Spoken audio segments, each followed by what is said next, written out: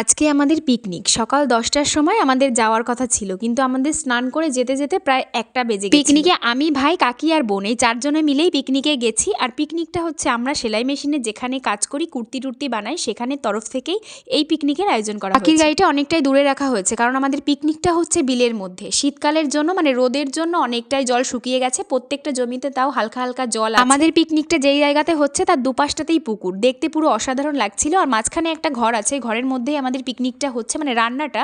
আর বাদ বাকি সবাই আমরা বাইরে বসে, জানি না ঘরটা কিসের, তবে যাদের পুকুর তাদেরই হয়তো ঘর। বোন আর আমি দুজনে মিলে অনেকটা পুকুরের চারপাশ দিয়ে ঘোরাফেরা করলাম। জায়গাটা দেখতে খুবই সুন্দর লাগছিল।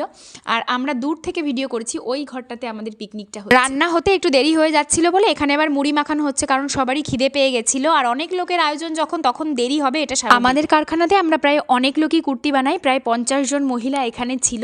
আর সবাই মিলে একসঙ্গে পিকনিক করতে কিন্তু খুব মজা লাগছিল। দুঃখের বিষয় এটাই যে আমার প্রচন্ড খিদে পেয়ে গেছিল। আমি আবার রান্নার ওখানে গিয়ে দেখলাম যে সবে মাংস কষাচ্ছে, রান্না তো এখনো হয়নি। ওই জন্য আবার সবার মাঝখানে বসে পড়লাম গল্প করার জন্য। পিকনিকের প্রথম দিকে অনেকটা মজা করলেও লাস্টের দিকে গিয়ে কিন্তু আমার এতটা খিদে পেয়েছিল, আমি ওখানে বসেই থাকতে পারছিলাম না। আমার যদি খিদে পেয়ে যায় তাহলে ভাবো ভাইয়ের কেমন লাগছে। ভাই তো কান্নাই করে দিয়েছে খিদের জন্য। কাকিকে বললাম রান্নার ওখান থেকে পাঁপড় এনে দিতে, কাকি দিল পাঁপড় এনে। তো সবাই মিলে বসে বসে পাঁপড় খাচ্ছি। এখন তো পুরো বিকেল হয়ে গেছে আর বিলের মধ্যে না হাওয়া হচ্ছিল হালকা হালকা।